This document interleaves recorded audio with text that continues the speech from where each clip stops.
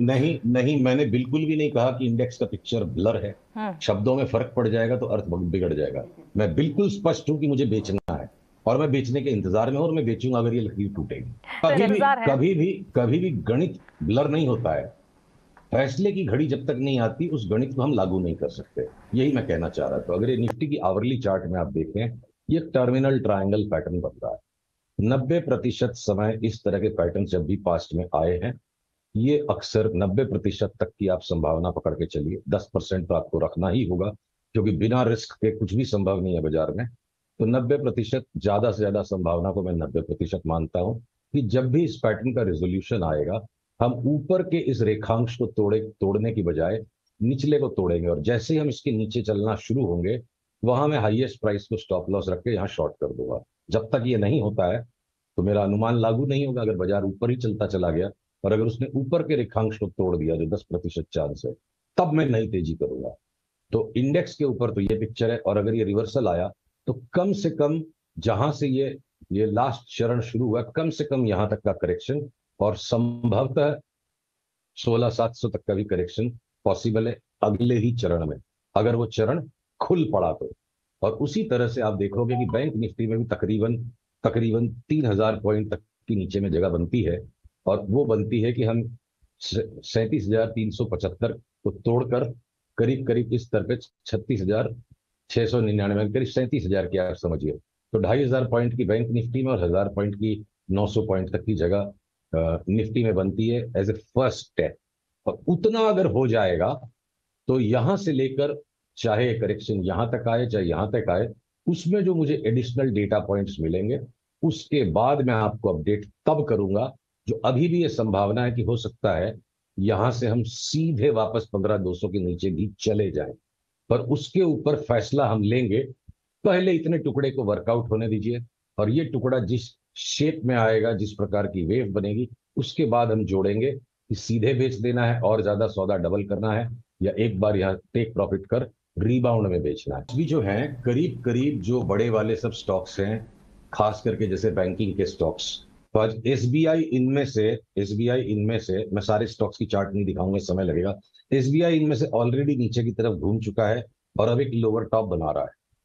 तो bank Nifty में जो सबसे बड़े जो दूसरे दो स्टॉक्स है, एचडीएफसी बैंक और आईसीआईसीआई बैंक, वो ओवर स्ट्रेच्ड है, और उन्हीं की वजह से बैंक निफ्टी में अभी तक सेल नहीं जनरेट हो रहा है। देखते हैं एक दो दिन में अगर उनमें कोई नीचे का क्लोज आ गया, कोई पैटर्न आ गया। और आपकी बात बची एक्सिस बैंक की, तो जो नीचे से इतना चल पड़ा है, अब वो और उसमें 20 रुपए की ज्यादा से ज्यादा जगह दिखती है।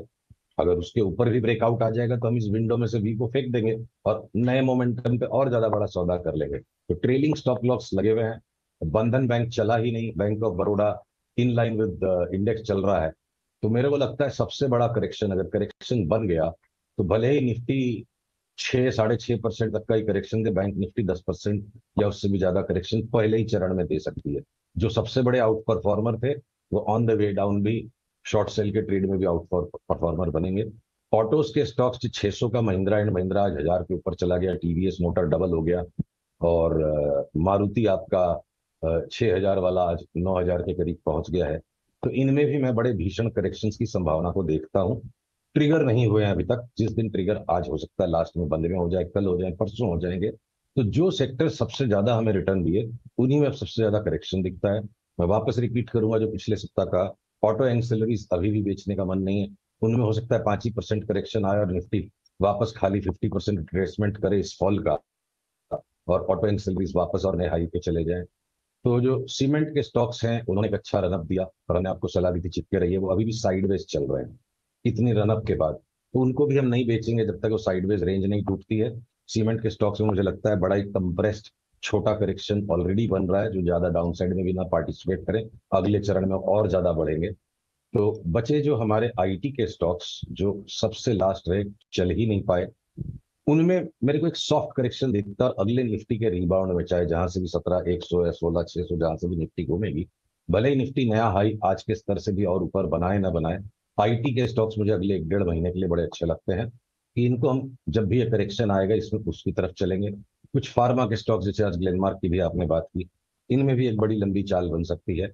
और जब तक ये करेक्शन नहीं भी आता है, फिलहाल के लिए अगले 3-4 2 दिन जो भी है, रिलायंस जो कि सबसे लास्ट लैगार्ड था, और मैंने आपसे बात भी की थी कि अब रिलायंस चलेगा, रिलायंस की इस बार तेजी छेल्ली तेजी है। तो अब रिलायंस भी देखिए, मैं आपको चार्ट से दिखाऊं।